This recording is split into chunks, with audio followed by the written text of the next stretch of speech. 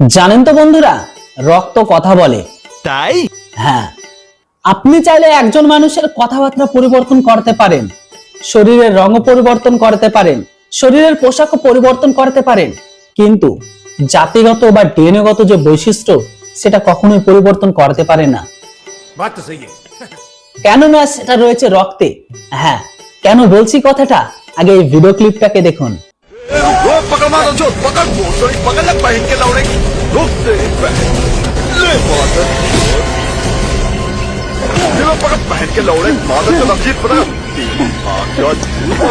চাষি বা চাষা শুধু যারা জমিতে কাজ করে তাদেরকে বলা হয় না, মানে চাষা তাদেরকেও বলা হয় যারা এইরকম অসভ্যতাভাবে নোংরাম করে।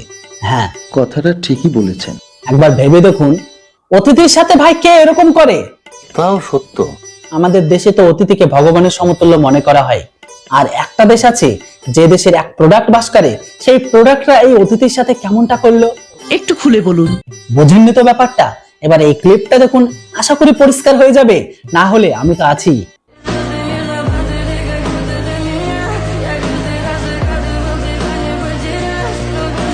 আমরা যে কত বড় নির্লজ্জ জাতি তা প্রমাণ করে দিলাম আমাদের ব্যবহারে। জাস্ট আ মিনিট, এখানে একটু কারেকশন করে দি। তোরা শুধু নির্লজ্জ জাতি নয়, তোরা হচ্ছে স্নেহ খারাম। সত্যি তোরা যে থালায় বা যে পাতায় খাস সেটাকে তোরা ফুটো করিস। উপরে আল্লাহ নিচে জমিন, কথা সত্য। তাই নিজেদেরকে নির্লজ্জ বলে এতটা কম ক্রেডিট দিস না, তার সাথে বল গাদ্দার বা বলতে পারিস নেমু খারাম। কেননা ইতিহাস রয়ে গেছে তোদের এই নেমু খারামের বা গাদ্দারির।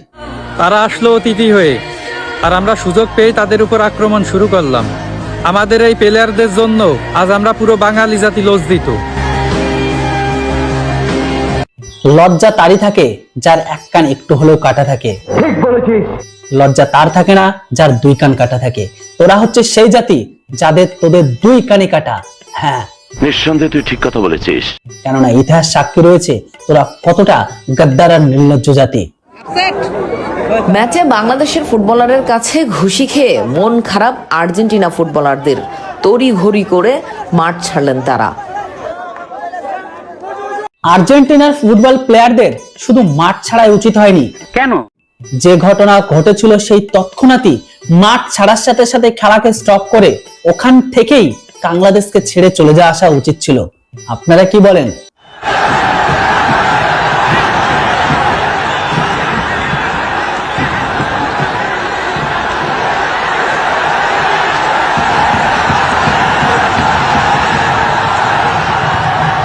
বাংলাদেশিরা আর্জেন্টিনার ফুটবলার প্লেয়ারদের তারা ঘরের ভেতরে ডেকে এসে শুধু অপমানই করেনি, জানি না।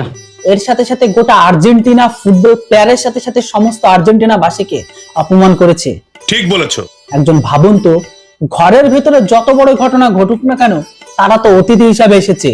ভুল এদের তরফ থেকে করলে এদের চুপ থাকা উচিত, নয়তো এরাই তাদের সাথে এরকম টাইপের খারাপ ব্যবহার করে। আমার মাফ করে দেন হুজুর, আমার ভুল হয়ে গেছে। ওই জন্য ভিডিও শুরুতে বলেছিলাম রক্ত কথা বলে। মানুষের শরীরের চেহারা পরিবর্তন করানো সম্ভব, পোশাকও পরিবর্তন করানো সম্ভব, চাইলে মুখের ভাষাও পরিবর্তন বা কথাবার্তা পরিবর্তন করানো সম্ভব, কিন্তু জেনেটিকগত বা ডিএনএগত বা রক্তের যে বৈশিষ্ট্য সেটা কখনো পরিবর্তন সম্ভব নয়। কেননা রক্ত কথা বলে, আর সেটাই দেখিয়ে দিয়েছে বাংলাদেশিরা।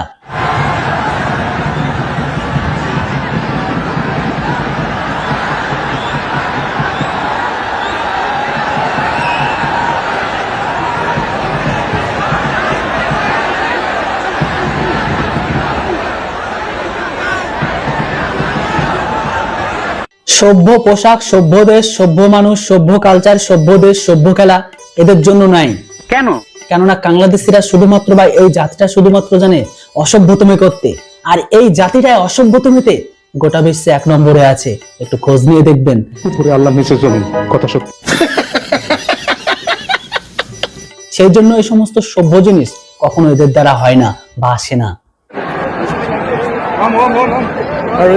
ওকে okay, it's okay. Injured, injured. Oh, it's not injured. Bangladesh আর আর্জেন্টিনার এই ফুটবল ম্যাচে যে অপ্রত্যাশিত ঘটনা কাঙ্গুরা ঘটে দিয়েছে সেটা সত্যি লজ্জাজনক ও ধিক্কার জানায়। এই ঘটনার পরে মেসি যখন এই দৃশ্যটিকে সম্পূর্ণরূপে স্বচক্ষে দেখে, তারপরেও কিন্তু মেসি রিটেলেশন দিয়ে জানিয়ে দিয়েছে আর কোনো খেলা নয় কাঙ্গুরুদের সাথে। কেননা এরা সভ্যতা তো দূরের কথা, এরা ভদ্রতাও জানে না। ন্যূনতম এদের এতটুকু লাখ লজ্জা বোধ নেই। বাংলাদেশের ঘরে ঘরে যে দেশটা এতদিন পর্যন্ত আর্জেন্টিনাকে সাপোর্ট করত, সেই ভালোবাসা পেয়ে তাদেরই দেশে আমন্ত্রিত হয়ে একজন অতিথি হিসেবে খেলতে এসেছিল, আর সেই অতিথির সাথে এই জঘন্যতম বা নিকৃষ্টতম ঘটনা ঘটে দিয়েছে বাংলাদেশের ফুটবল প্লেয়াররা। ওই জন্য শুরুতেই বলেছিলাম রক্ত কথা বলে, পরে এটাও বলেছি যে এই অসভ্য জাতিটা সভ্য জিনিস এদের জন্য একদমই সুইটেবল নয় বা পেটে হজম হয় না। দেখুন পরবর্তী কন্টেন্ট ক্রিয়েটার এটাকে নিয়ে কি বলে। বাংলাদেশ আর্জেন্টিনার ম্যাচে এই কেমন অপ্রত্যাশিত ঘটনা, কি হবে তখন যখন দেখবেন লিওনেল মেসি? লজ্জায় মাথা কাটা যাবে বাঙালিদের। অতিথি হিসেবে ডেকে এনে এই কেমন দুর্ব্যবহার। দর্শক, ল্যাটিন বাংলা সুপার কাপে ঢাকা ন্যাশনাল স্টেডিয়ামে আর্জেন্টিনাকে আমন্ত্রণ জানিয়েছিল বাংলাদেশ, আর দেশে ডেকে নিয়ে এসে তাদের সাথে এই কেমন ব্যবহার, যেটা মোটেও ঠিক করেনি বাঙালিরা। এমন ঘটনা যখন মেসির সামনে পড়বে তখন লজ্জায় মাথা নিচু হবে বাংলাদেশের। তা বলি ভাই, তোদের মাথা উঁচুটা ছিল কবে? তাও সত্য।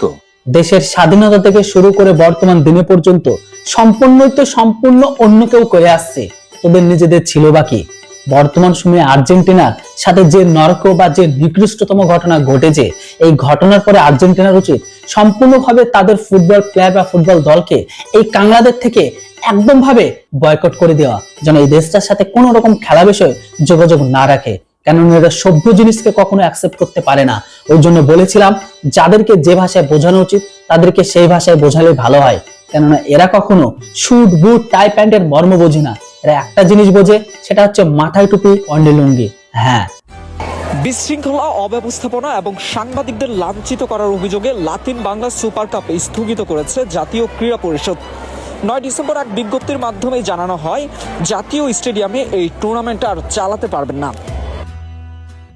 তো বন্ধুরা, আর্জেন্টিনার ফুটবল ক্রিকেট প্লেয়ারের সাথে কাঙ্গুরা যে নিম্ন মানসিকতার পরিচয় দিয়েছে, এই সিনটাকে দেখে বা এই ঘটনাটাকে দেখে আপনারা কিভাবে দেখছেন বা কিভাবে বিচার করছেন?